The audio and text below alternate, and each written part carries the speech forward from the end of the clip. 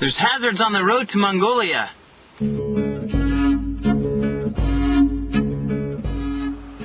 Of course there are hazards, because in Mongolia, animals have the right-of-way. Mongolians herd 5 animals. They're called the 5 animals of Mongolia. There's goats, sheep, cows and yaks, camels, and of course the Mongolians' favorite, horses. Now in Mongolia, because the population is so sparse and they herd so many animals, the ratio is completely unbalanced. In fact, the ratio between horses to people is 13 to 1. Unbelievable!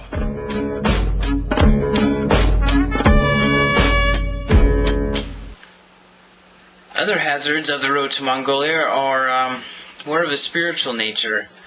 Just recently, I had a spell of several days where I just felt like this heavy burden was on me, and I couldn't really pinpoint it, just what was causing it.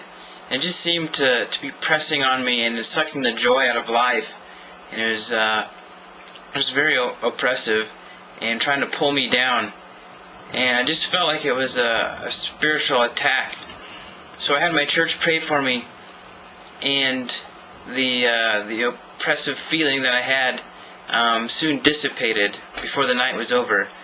And so let me remind you that our battle is not only against flesh and blood, but also against a spiritual realm, and that prayer is very powerful.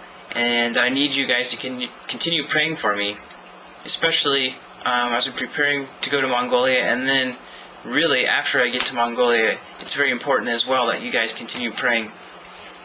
I know there's a lot of spiritual forces in Mongolia. For instance, I was talking with one person who was telling me about a lady who was practicing shamanism in the village, and so there's a lot of dark forces that will want to come against me when I get there. Came across something very interesting in my Bible reading recently, and it has to do with prayer and requesting things of God. There were several people who came to Jesus asking for healing, and Jesus would say, "May it be done according to your faith." And it just struck me that Jesus healed the person as they requested, because their faith was there, and they had faith that Jesus would do it in the manner that they asked. And so it was kind of a challenge to me, and I'll pose the challenge to you. If God was to answer your prayer based on your faith, what kind of answer would you get? It made me think sometimes my faith isn't very strong, and maybe that's why God's answer isn't very strong. We need to have lots of faith when we come before God and ask for things and trust that He will answer. I believe it's in James where it talks about we should come to God and ask and not doubt. And Jesus also talks about coming and asking without doubt. And that if we believe that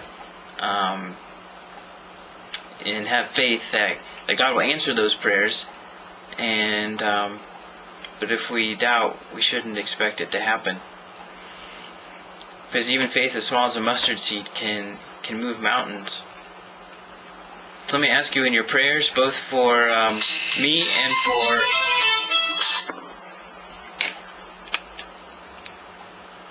yes, sir.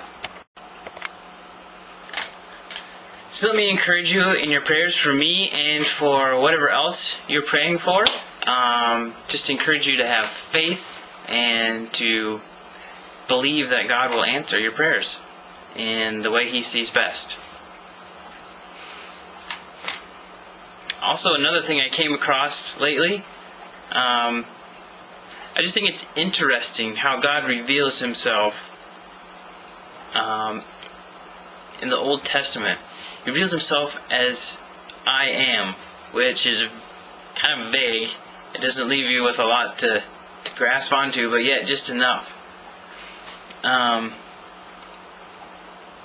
Just interesting that he says, I am, rather than I have been, or I will be.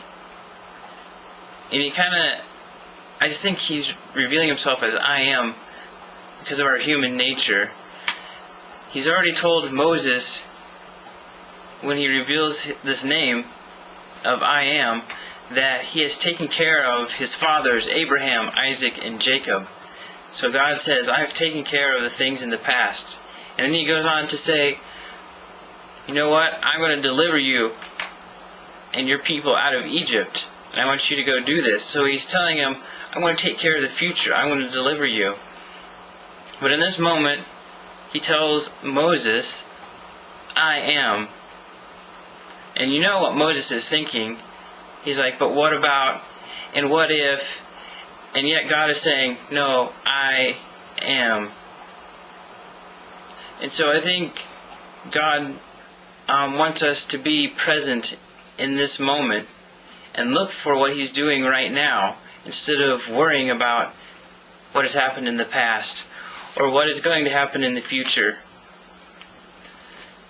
And I think sometimes when we worry about those things, it robs us of our faith. And it robs us of what's going on and what God is doing right here and right now. So let me encourage you to do as I've been trying to do and look for what God is doing here and now. And encourage you to realize that God is present in the here and now. And He will take care of what's going to happen in the future. And He has taken care of what's happened in the past. So we don't need to worry about it.